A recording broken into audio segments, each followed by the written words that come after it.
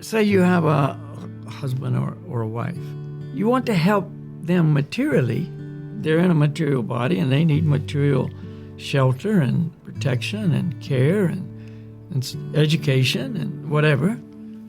But at the same time, even more important than that is their spiritual protection, their spiritual shelter. And you introduce them to one who can actually give them that. And you can't give them that, and you know that. You know, I'm not the ultimate shelter. I don't have ultimate knowledge. You introduce them to the real Father, the real shelter.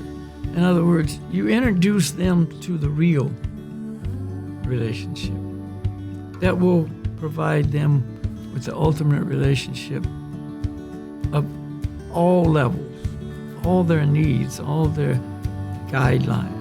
Everything will be there.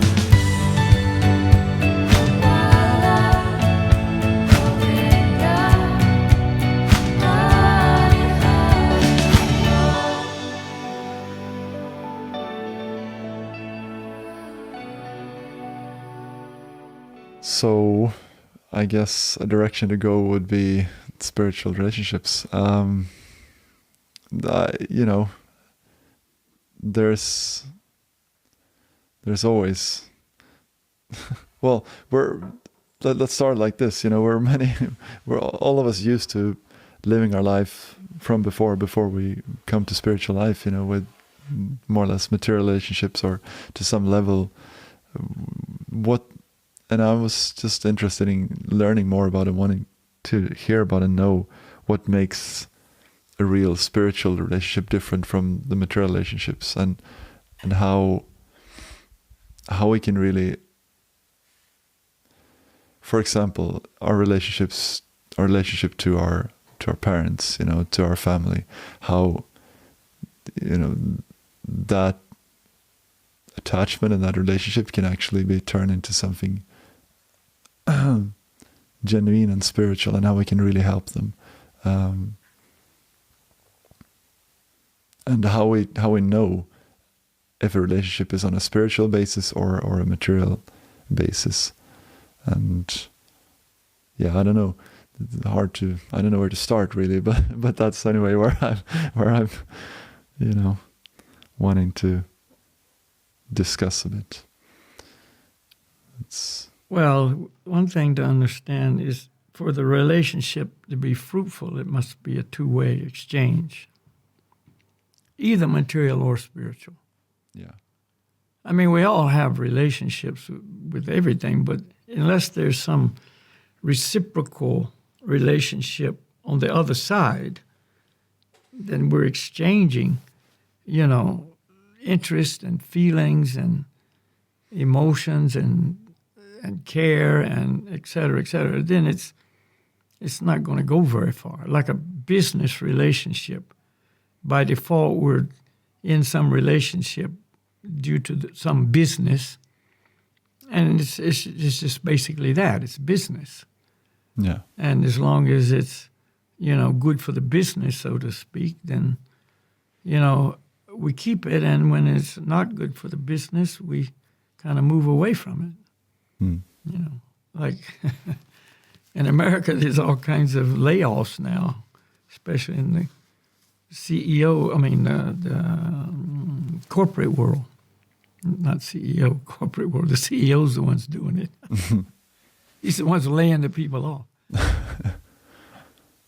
You know, because it's just, it's nothing, you know, other than business. And okay, now the business dictates that we need to let go 14,000 people. Yeah. You know, like one guy had been working for Google for 17 and a half years and feeling very secure in his job position, goes to work at 4 a.m. one morning to finish up a urgent project that was due, and he learned about his dismissal when his badge wouldn't work to give him entrance to the building. No letter, no indication, anything, just, okay, now you're done, you know, 17 and a half years. So those kind of relationships are not what we're really talking about. this is what I'm leading to. We're not talking about that kind of relationship. We're talking about the more personal ones where it could be family members, it could be mom, dad, siblings, husband, wife, brother, sister, or close friends, etc. And so almost without exception, because of the way we live today in the world that we live in, they're basically all material relationships. Yeah. That's by material arrangement, karma and etc. We took birth in a certain family, to a certain mother, a certain father, and that same thing brought us together with our brothers and sisters and all the other relatives involved in the family, see. Exactly. Because of our past activities, our karma and so on. So that's the starting point for everyone, right? And that's, what I... Yeah. And basically that karma indicates that we lived a materialistic life, which created a certain karma, which put us in this present relationship with our family. So just from the past life, that's a material relationship, right? Yeah. And so another symptom of a material relationship is it's more about taking than giving. It's like, what do I get out of it rather than what can I put into it? And my main concern in all these material relationships is me. I'm in the center. See, I like it. It's a good relationship because I'm getting some pleasure from it, some happiness, some feeling of security, some whatever, some material result. But if I'm not getting what I think I want from it, materially speaking, and so on, then, it's an unfavorable relationship and I'm not very interested in it. I want to, maybe move away from it completely. That's why there's so many divorces in the world today. Yeah. I think the statistic in America is like 50% of marriages end in divorce.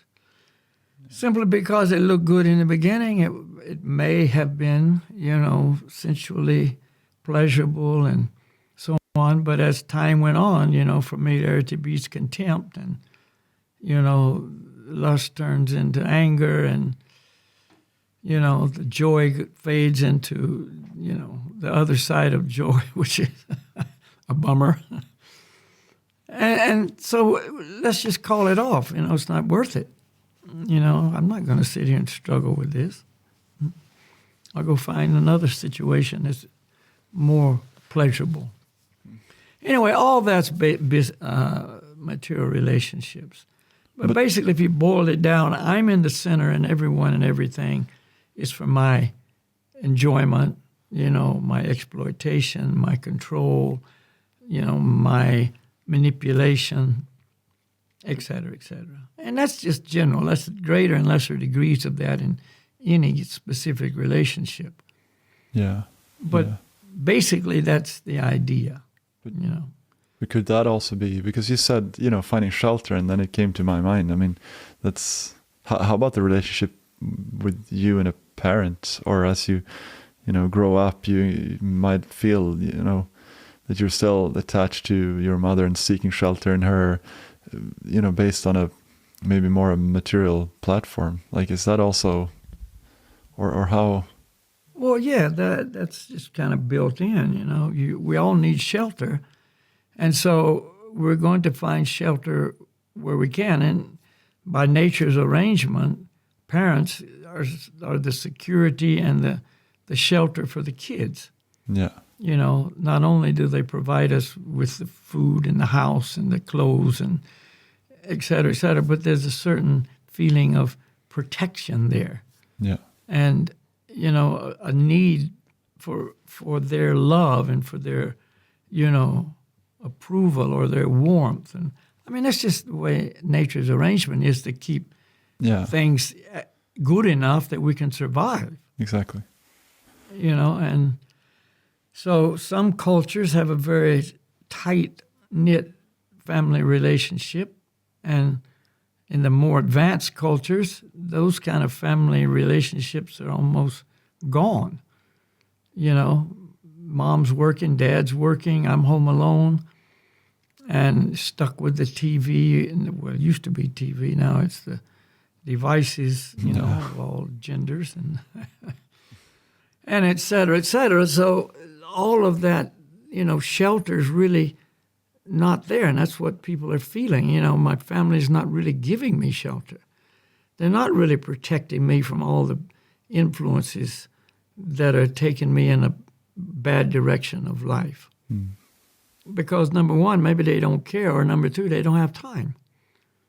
You know, they just farm me out to a nursery home or to a kindergarten or to, you know, later as we grow, you know, the school system, the educational system, you know, and they don't have really time to raise us and instill values in us and protect us not only with some external protection, but protect us with knowledge and understanding of life and what's good and what's bad and, you know, what's good for my overall well-being.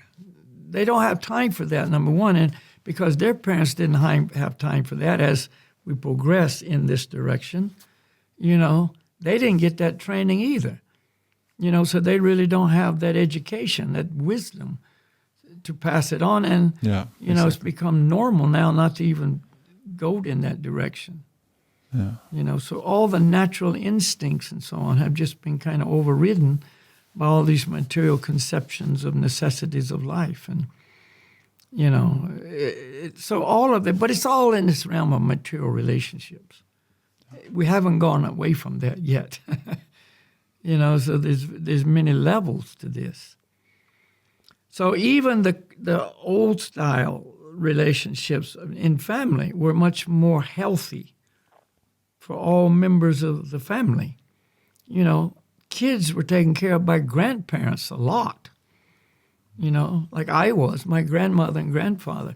Not because my mom was neglecting me, but they were there, and there's a certain relationship between the child and the grandparents that's different than the relationship between the child and the parents. You know, the grandparents just have another way to relate to the grandchildren.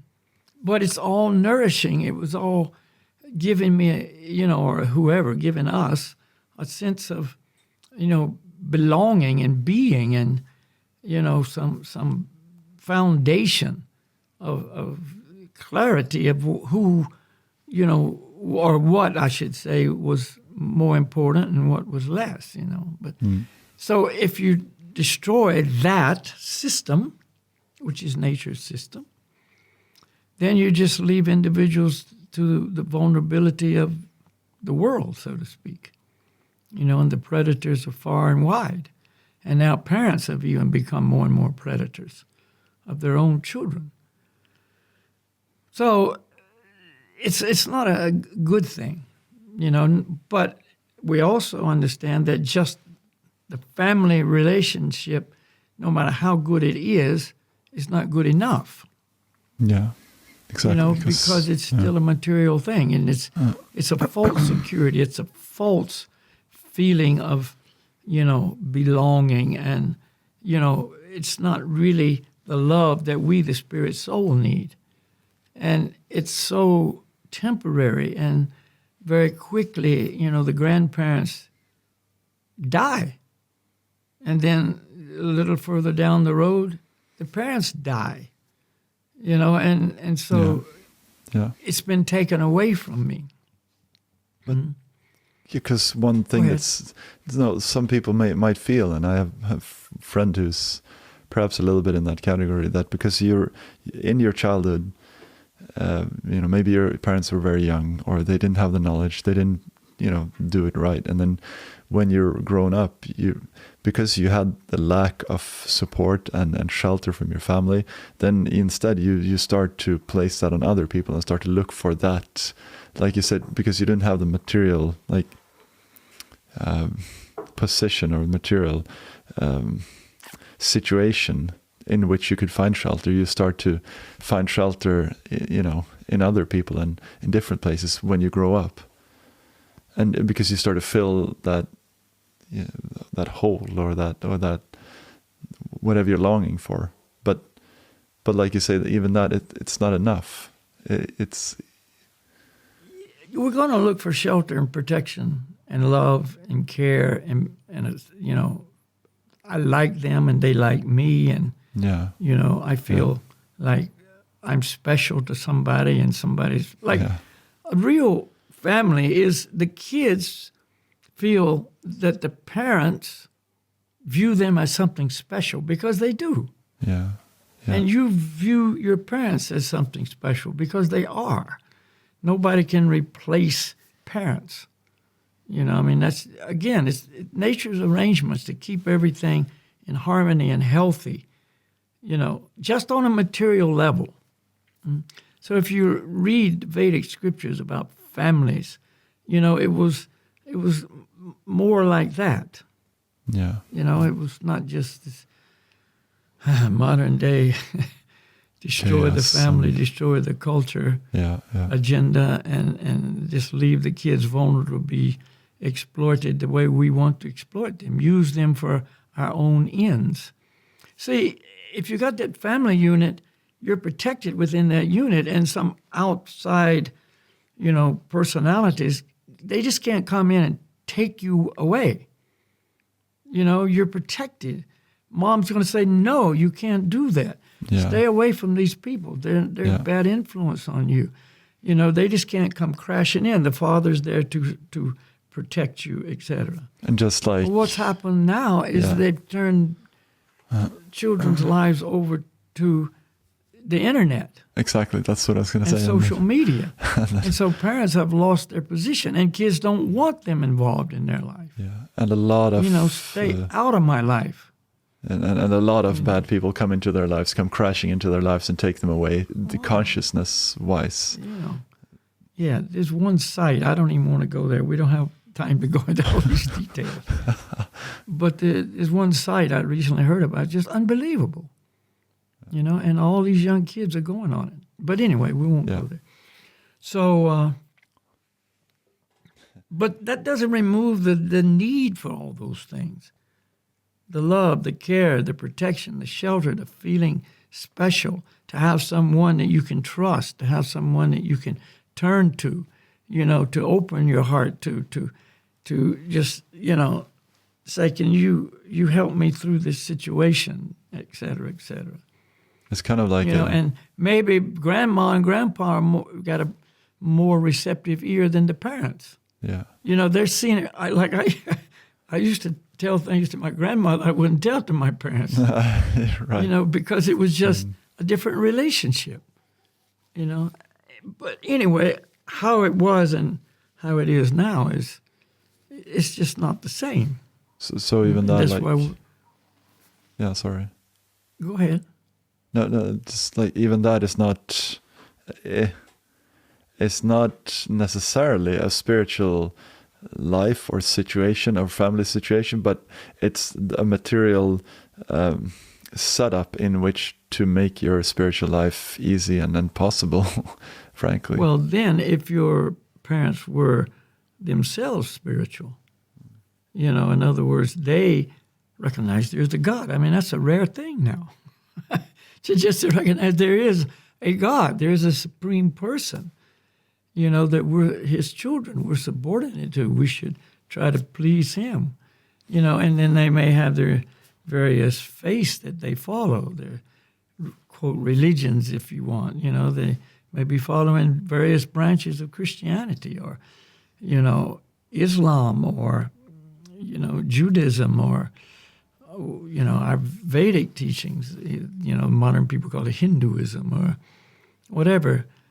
But the point is, by their life's, example and the activities that they perform in relation to a higher power, then we're influenced by that, And so it's not a, real pure, full of knowledge, spiritual relationship, But it's bringing that into the dynamic of the family, which is a very good thing, you know. But when you've got none of that, then there's no possibility to ever having a really good, wholesome family relationship or relationship of any kind that's going to nourish us and take us toward a higher status of life. Now, there are exceptions or cases where people have been so deprived of all of that, but they're still seeking that by divine arrangement, they come to spiritual life. Exactly. Yeah. You know, it's not because of what they had, but what they didn't have. Yeah.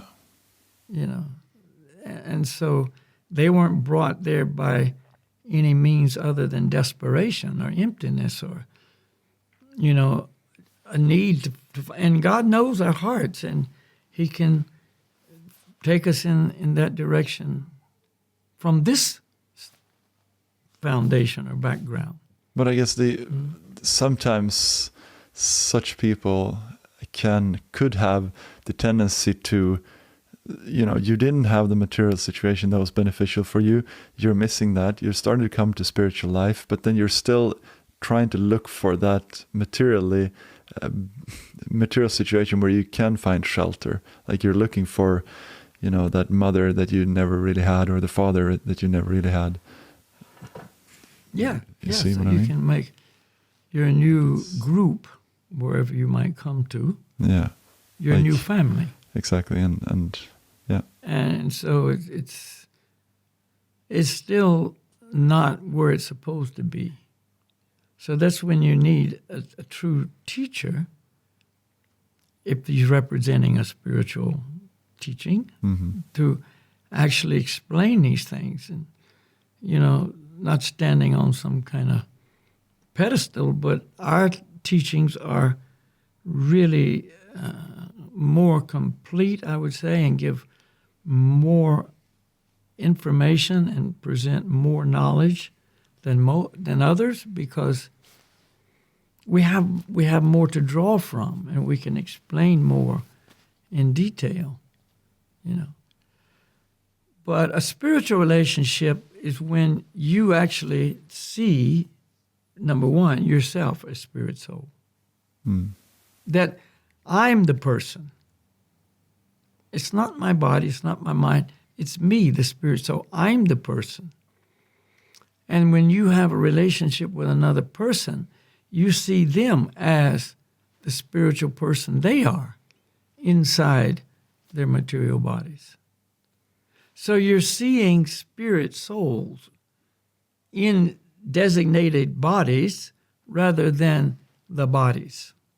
And so the relationship is on that level. So say you have a husband or a wife, you know, then you see them as spirit souls. So you want, because you really like them, you know, and really care for them, you want to help them materially.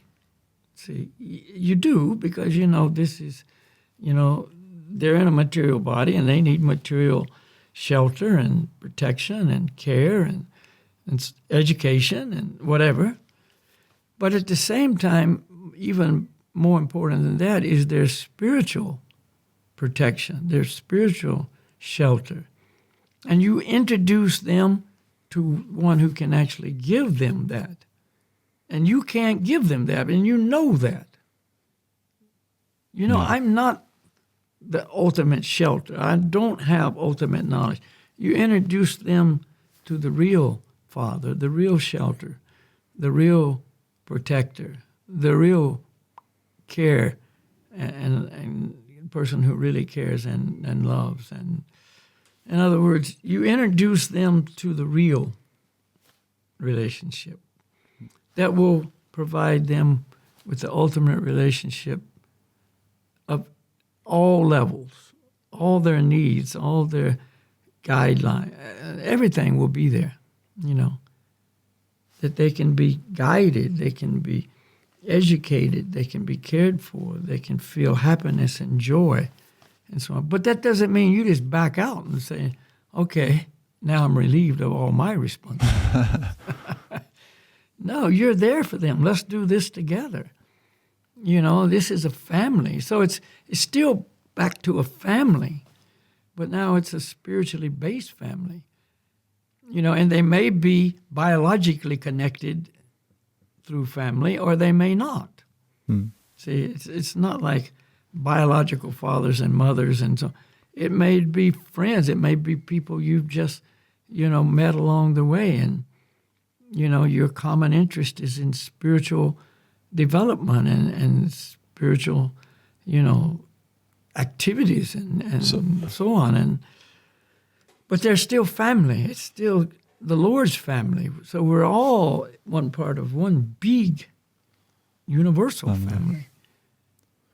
And go ahead. But what makes it different is that they are kind of passing you on to and helping you move forward to the Supreme Person who can help you and who can give you the shelter that you need. They're not trying to pose as that themselves, right? Or Exactly. That's But because I understand they're not.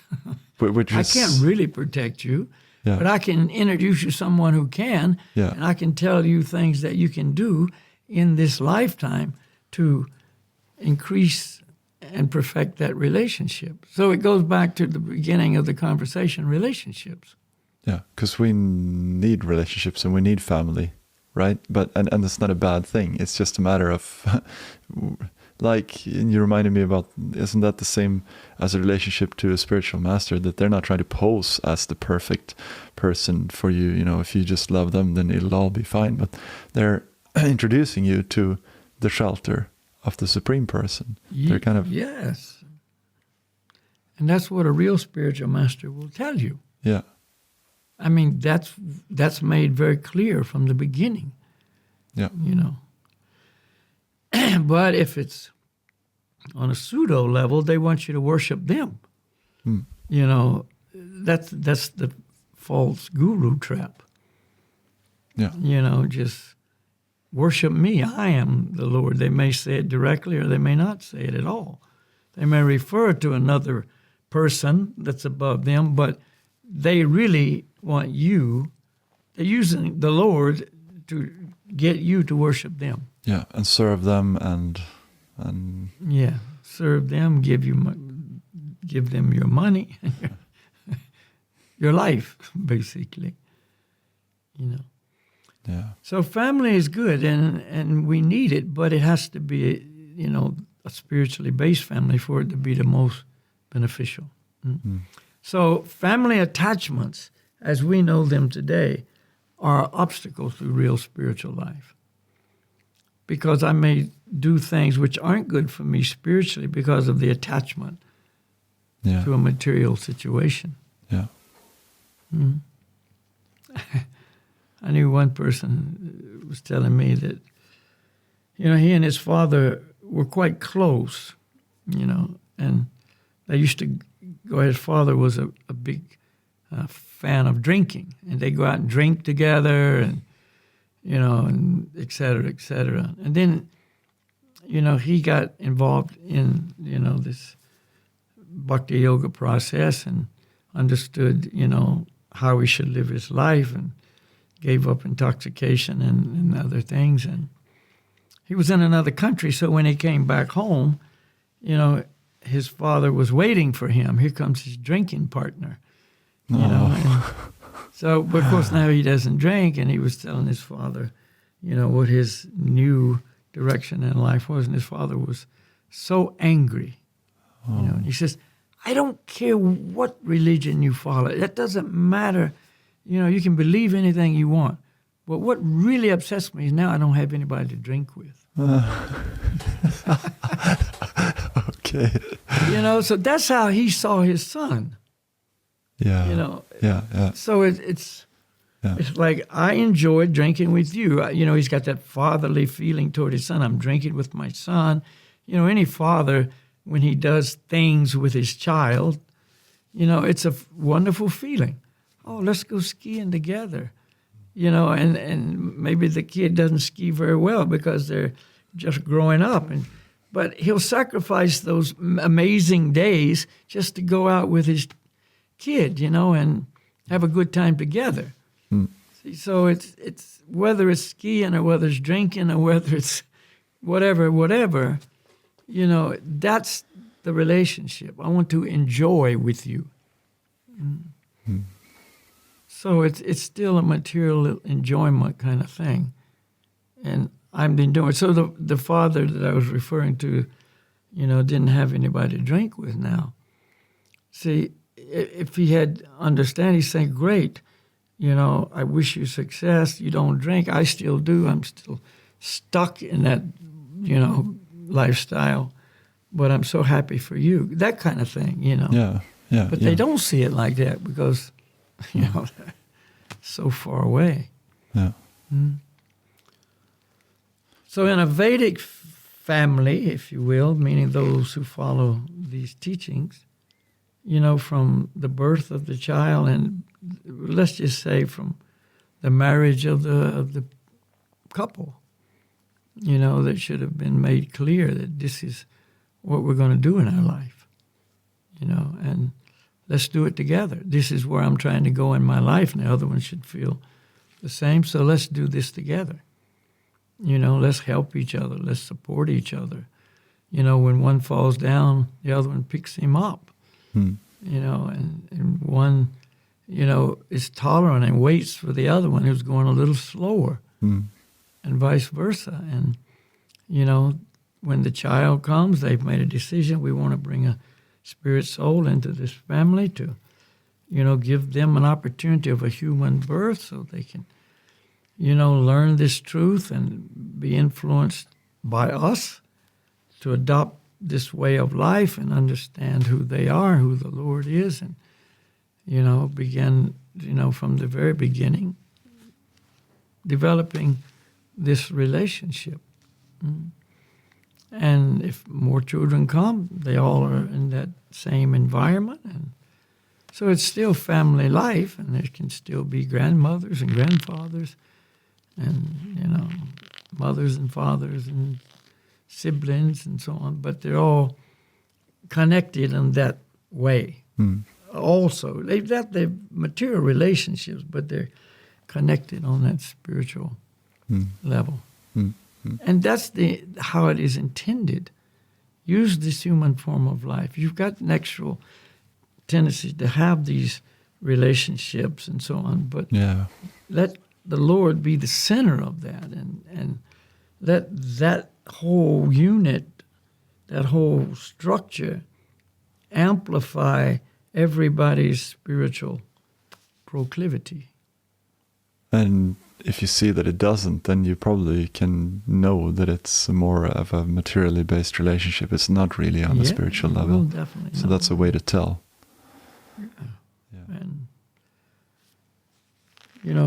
don't compromise your spiritual life for trying to make a perfect material situation. It's just not for the benefit of anybody, really. I mean, compromises have to be made always in any type of relationship. But in a spiritual relationship, you don't compromise your spiritual principles and values and commitments and so on. You don't compromise them. And that's just uncompromisable. And that is the teaching. And if one is very serious, then they'll actually be very determined to not compromise their spiritual life for some temporary material,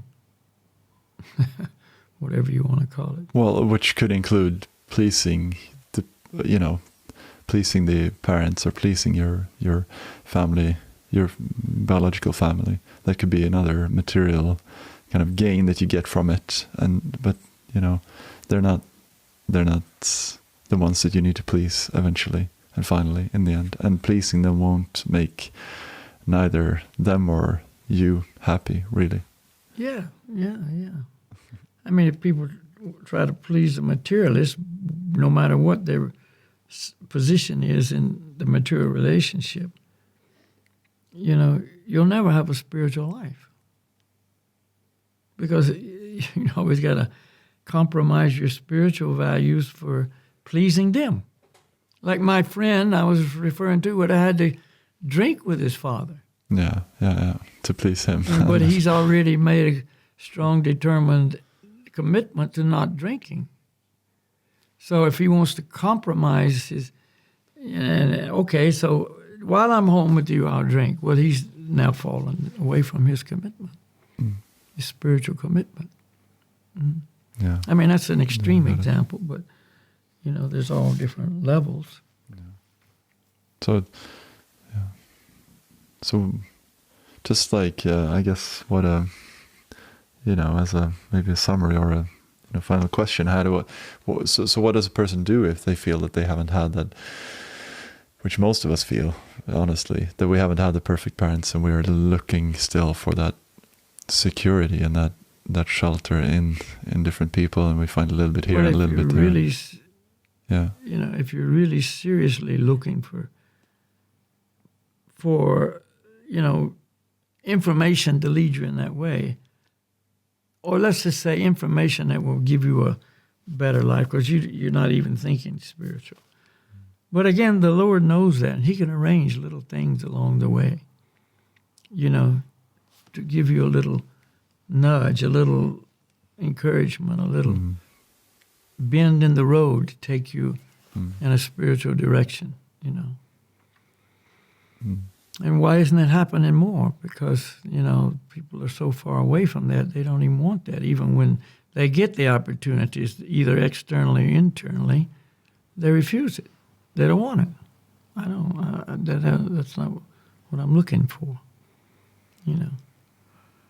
Whereas in a culture where, that's the norm, then it doesn't take much, to move you in that direction.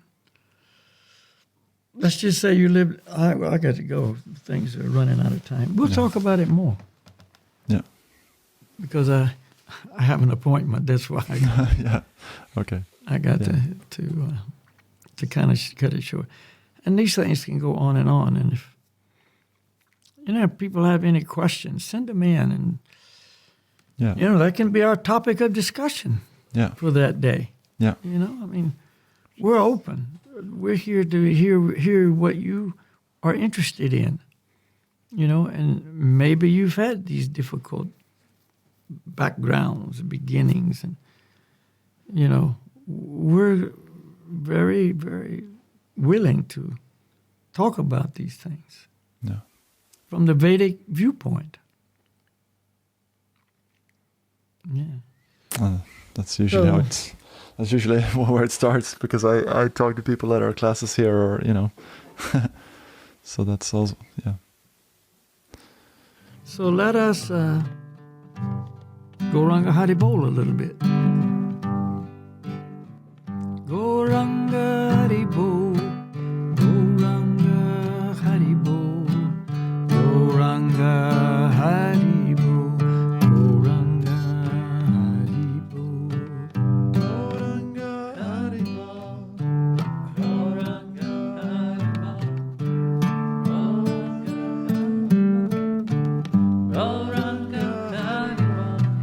Goranga Hari Bo, Goranga Hari Bo, Goranga Hari Bo, Goranga Hari Bo.